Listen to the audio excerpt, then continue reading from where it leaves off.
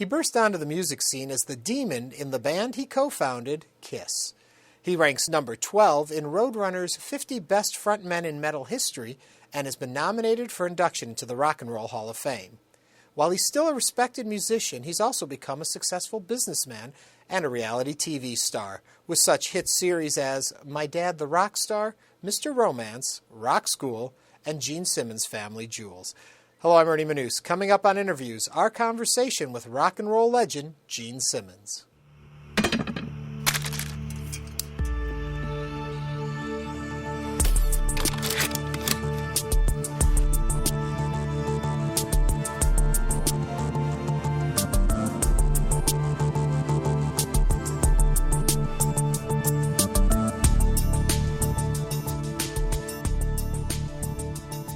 Does the excitement of touring ever end? It's nice to see you. And it's good to see you, I'm too. Gene Simmons. I'm Ernie Manouse. You're a powerful and attractive man. Well, thank you. So are you. That's true. Yes. Is the excitement of what? Touring ever end for you? No, touring is fun. It beats flipping burgers. You know, we're very, very fortunate. 38 years after we started, on the four knuckleheads on the streets of New York, walking down the street and having this great idea, you know, the sort of the what-if syndrome. What if we put the band together that we never saw on stage? What if there were no rules? What if you could fly through the air 50 feet up into the sky? What if the entire drum platform, all 3 tons of it with explosions, lifted up into the air? What if Paul flew off the stage to the back? What if, the sense of wonder thing. Actually, if you say what if long enough, you could make it happen. It's a lot of hard work. So 38 years after we started on our first tour, here we are with 3,000 licensed products, everything from Kiss condoms to Kiss caskets. We'll get you coming, and we'll get you going. I've used that before. That's a good line. But take me back then. What gave you the power to say what if? How did you know? What put you in the position to be able to do that? America does. America is the best place for the dreamer, because there are no limitations, because culturally we're not stuck with the notion of what our parents did.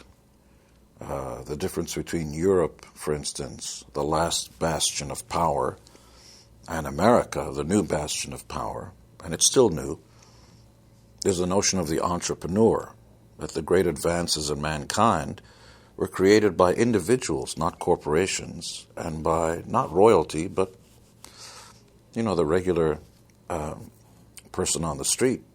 2 brothers who had a bicycle shop literally invented flight. That's in America. Not in New York, in Kitty Hawk. Not by a corporation, just by 2 brothers. And whether it's Alexander Graham Bell or Edison, this light that's on that changes darkness into light, is not actually biblical. It wasn't God doing that. It's just some guy who kind of said, how come? Or what if? And whether it's the internet or television or movies, cars, on and on and on and on and on, really comes from individuals, people with ideas who sit around going, what if? Okay, then take me to the next step. A lot of people dream. What gave you the wherewithal to make those dreams reality? Well, I come from a working class background. My father left us when I was about 7 years old, and I saw my mother get up every day and go to work. 7 a.m. till 7 p.m., 6 days a week, not 5. And I saw firsthand how hard it was to make a buck. And, you know, what's interesting is that kids in America are raised with allowances. Here's your money for the week.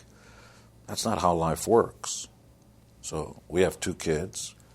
They've never gotten a penny. You do something, you get something. The way life works. Here's your money for the week. And when you grow up and your mom and dad stop wiping your butt for you, you're kind of going, okay, where's my money for the week? This notion of entitlement, which is why, as you can imagine, politically I have all sorts of notions about governments of entitlement. Yeah. I'm against a socialistic political point of view. But in your own life, so you decide that you can do this, and you get out there with hard work and perseverance. What do you think it was, though, that you folks presented as Kiss, as yourself, that made America connect? Why did it work for you guys? Well, hindsight's 20/20. We can sit here and wax prolific about all sorts of notions, but there is a peculiar, perhaps it's scientific, notion of the right thing at the right place and the right time, a sort of a tipping point, if you will, when the right idea hits the public at the right time and when you have as many people as possible there. So at the core of it, we're just playing guitars. But if KISS would have done, and that works, there are a lot of people that play guitars that make a living, but if we would have done that at the same time that the Great Alaska, or Seward's Folly in the late 1800s, learn your lessons in school, when the gold rush was happening in the 1800s, and we went bam, bam, bam, bam. They'd go, what is that? That's noise, get out of here. And even the visual wouldn't work.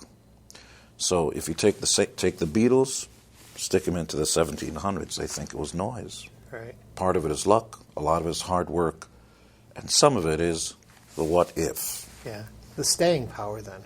What staying power means hard work. Staying power means every day you get up and you try to stay ahead of the pack and sort of march to the beat of your own drummer. This notion that music becomes homogenized.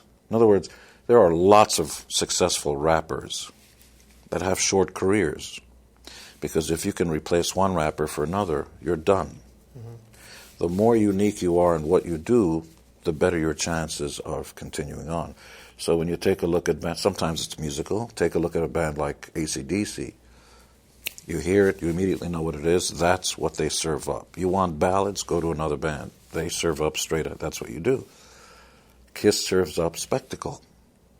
We will not sit around on stage on a Persian carpet, light candles, and sing about, oh, the flaxen-haired lass on the English countryside. Kill me now. We don't do that.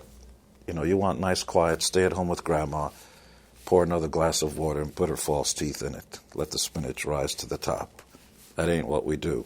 We blow stuff up with a drummer and a backbeat. And don't sing about the secret of life, because there is none. Here's the secret of life. You're alive, and then you're not. That's it. That's the secret. Be glad you're alive. While you're alive, you're allowed to shake the world up a little bit. And that's what you do. But at the core of it, what we do isn't intrinsic to life as we know it on planet Earth. It's really not important. What you do is not important. What I do is not important. And neither what you do is important. Unless you are covering a news event. That would make us important. PBS, it's not really important. Nor is rock, nor is pop culture. Except for the fact that this thing of leisure time and giving people a chance to just stop doing the same thing every day, because most jobs are routine. What PBS does and what KISS does and what we do is it gives you time in your leisure time, because we have more and more leisure time, to get into the what if. So when you see Nova and programming that kind of makes you wonder and think, it's that next person who's going to become the next Carl Sagan, who initially read science fiction in his leisure time and then became a professional and started to open up the gateways of what if. And actors can become presidents of America, and bodybuilders can become the leaders of the 5th or 6th largest economy on planet Earth. That was California. And you don't have to speak English well either. You can be Schwarzenegger, and I couldn't speak English well at all. So the landscape is really fraught with sort of a no-rules landmine of stuff. Because there are no rules, there are a lot of casualties in ideas, but the ideas that survive forever. Mm-hmm. Sense of community, how does that fit into all of this? Well, I'm an only child, so I've never really connected I'm a kind of a distant guy, except privately, when I watch TV or when I hear my mother talking about life and the hardships and stuff, I get very emotional about it and realize that there, but for the grace of God, I'd be asking the next person in line, would you like some fries with that? And that who we are and where we come from is all an accident of birth. So we're lucky to have been born in Western culture, and the rest of the world isn't so much. So because I have the means, as a private citizen, I go out of my way to try to make other people's lives a little bit easier. But I refuse to do what other embarrassing celebrities do, which is to stand and do press conferences and hold up a nice big photocopy of a check they gave. Look, I give to charity. It's the most embarrassing thing I've ever seen. And they do it all the time. I know it comes from a nice place. I'm glad the money goes to somebody. But the idea that you get a free ride so that your ego is satiated and you can show people what a philanthropist you are is embarrassing. It's like, I like anonymous. It doesn't matter who gives you the money, just because the idea of charity in and of itself is an embarrassing situation. Somebody gets some money so that you can live that week, and then they owe you something. They feel indebted. Thank you so much for it. And they have to bow and do all this kind of stuff. So take that away. I'm also less a fan of charity and more a fan of hard work. I don't want to give somebody money. I want to give them a job. Mm-hmm. You do a job, you don't have to thank anybody. You earn that money. When you talk about earning money, one thing that a lot of people cite is the merchandising and the idea of branding KISS and how you put it out into the marketplace is really what held on and made you the most successful part of all of this, is that you put KISS in everyone's lives in a way. Well, we all get credit for things we don't do, and I'm a lucky guy. I'm very lucky to have a partner whose name is Paul Stanley, who's, we've been together for 38 years, and could I have done it alone? No. Could he have done it alone? No. It always takes, I don't want to go into the cliche, it takes a village and stuff, but everybody's got different fields of expertise or passions, areas that they will work harder for, and mine is in the second word. See, most people think it's called music, but it's actually, if you believe in truth in advertising, it actually says music business. The word business is right up there, right next to music, or show business. And there is no business like show business, like no business. I know. And so most of the people that play guitars and play in bands aren't really qualified to do very much of anything. And as soon as the guitar strap breaks and the guitar falls to the ground and their career is over, this is not going to be a high-earning guy.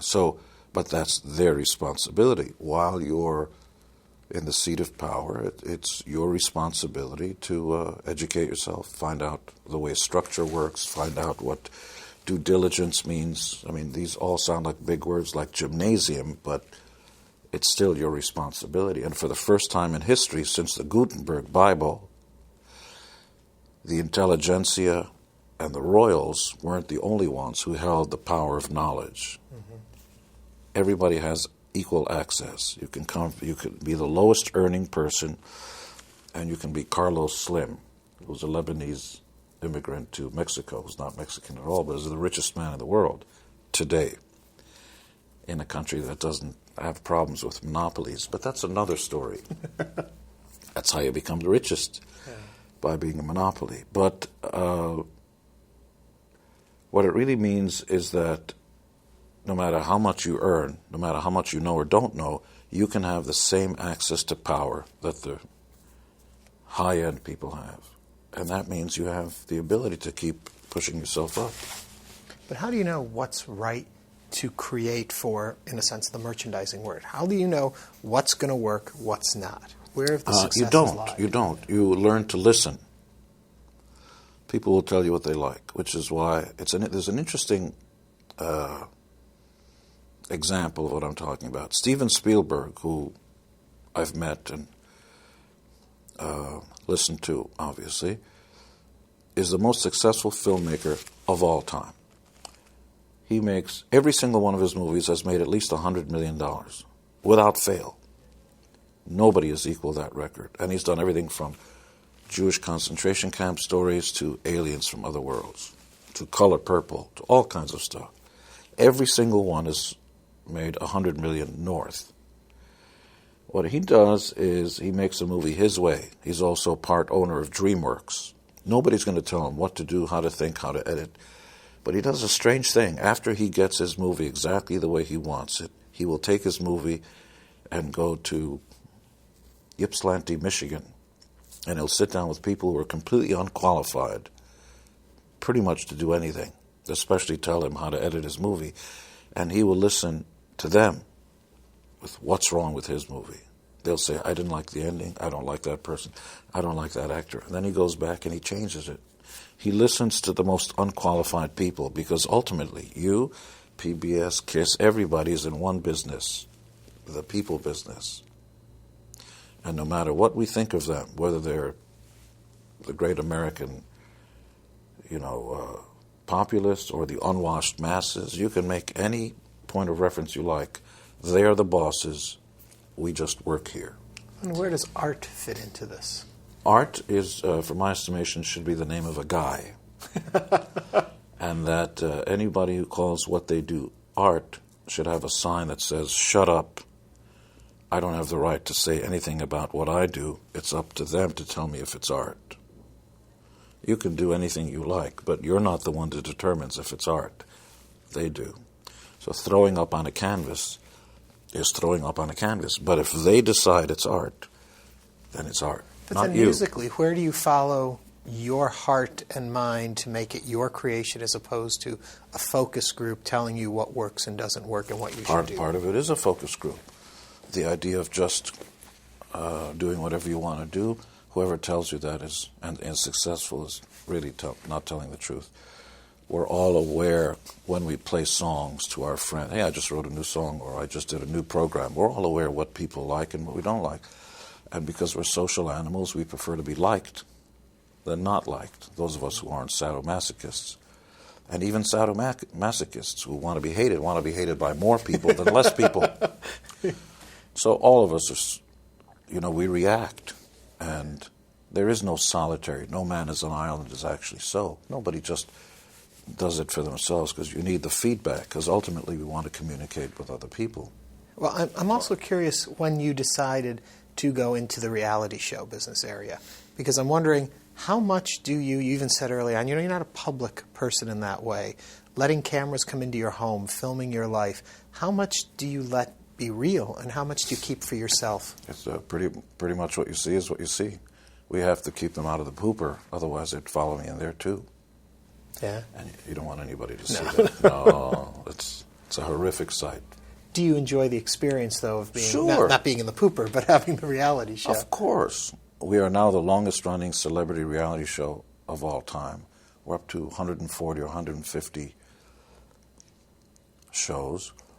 But it's an opportunity for me to show some of the other brands that I'm involved with. So when I do a new venture, we have an entity that lends high net worth individuals as much as $300 million. You have to qualify, you have to be multiple seven-figure earning and liquid and so on. And we lend them money at flat LIBOR plus some banking fees, but certainly the cheapest money out there, which has nothing to do with strumming guitars or sticking my tongue out. And we have other ventures as well, but I used our TV show as a kind of a here's who I am off stage and look at the cool stuff I'm involved with over here. It's kind of an infomercial as well. Yeah. I think that's the thing people will be most surprised with is that your life is not just music, that there is so much more to it. There's so many other elements. But all of us. When you take off your nice jacket and he stops rolling the camera, you go back and you do other stuff. None of us are one-trick ponies. But I would say the success in my life, where most of my effort has been put, is into the television career. So far. Good point. But the drive to continue is what fascinates me.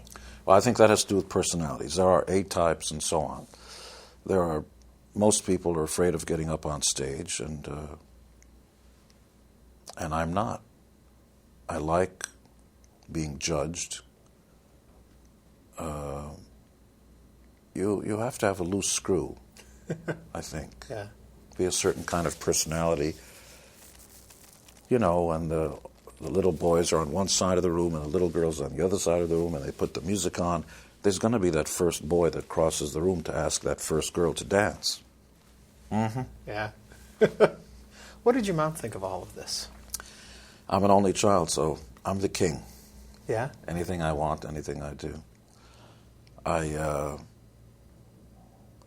have a funny story. In the days before cell phones and everything, we were very poor. There was one phone in the house, and I'd come back from work because I always worked, and I'd run right into the bathroom because I wouldn't want to go in public.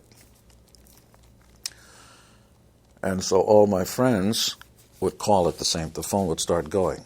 And my mother, in her thick Hungarian accent, would say, "The king cannot come and talk to you. He is on the throne." And she would laugh. My mom. Now that's a reality show all by itself. Yeah. What did she teach you about life? And I ask that because of what she experienced. And you mentioned the Holocaust.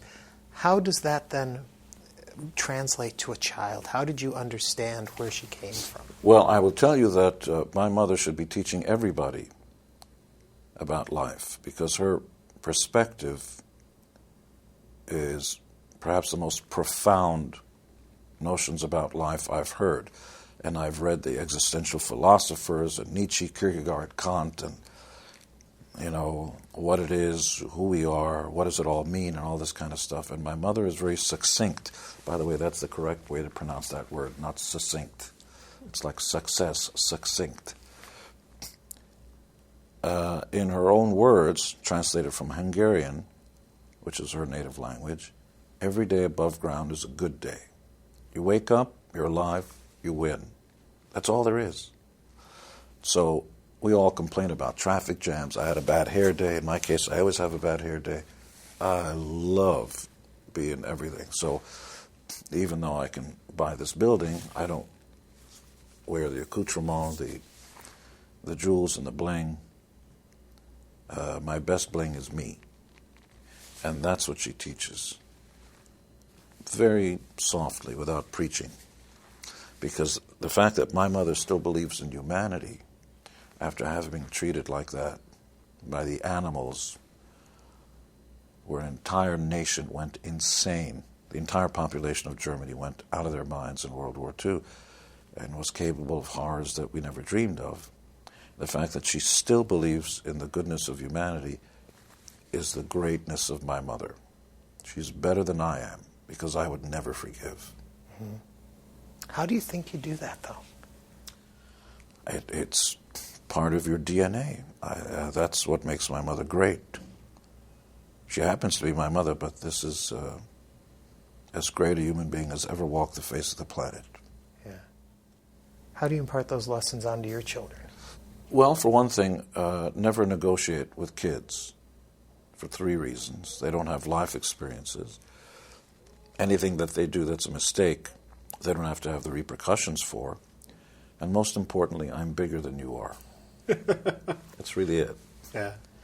So no drugs, no booze, no nothing. Work hard. Do well in school, because that's your job. You don't have any other job. You must do well in school. Behave. Just the ABCs of being a good person. And then when you leave us, you're on your own. But don't come to me if you mess up. Yeah. When you say no drugs, I think a lot of people are still surprised by that there is such a separation from the ultimate rock band to the lead guy having nothing to do with drugs. Well, if you take a look at the 2 guys that did use drugs and alcohol and stuff, they've gone Chapter 11 3 times. They've been thrown out of the band 3 different times. There's no secret. You can't run a long-distance race with your vision or anything impaired. You just will not last. So other than the dentist's office, I've never been high or drunk in my life. Period. But that's a choice. Never tempted, never in the heyday of Well, but rock when you and take a roll. look at a drunk, the girls all, oh, he's drunk, let's all run to him. Oh, I can't wait to see what he's going to say. Yeah. Body appendages don't get bigger, because if they would, I would I might try it. Appendages don't get bitter. Your brain doesn't increase in size. There's no vitamins, no minerals. Nothing happens. If you're drunk, you throw up on somebody's shoes. You smell like poop. Costs money. You're never going to say anything witty. The next day, your head's going to hurt. It costs you money, and you smell like a garbage pail. Drugs is even worse. So tell me what about it works. Yeah. If you can show it to me, I might consider it. Last thing before I let you go, what's next for you? Is there a big game plan? The big game plan is to go where I've never gone before. I'm a rat that knows this maze well. I can get to the cheese pretty fast. If you go tonight, you'll see 70,000 people here who are going to have the time of their lives with a very limited show because we're not allowed to bring our full show here. But we'll shake it up a little bit. Well, thank you for taking the time to talk to us. It was a pleasure to talk to me. A pleasure. Gene Simmons. Now get out.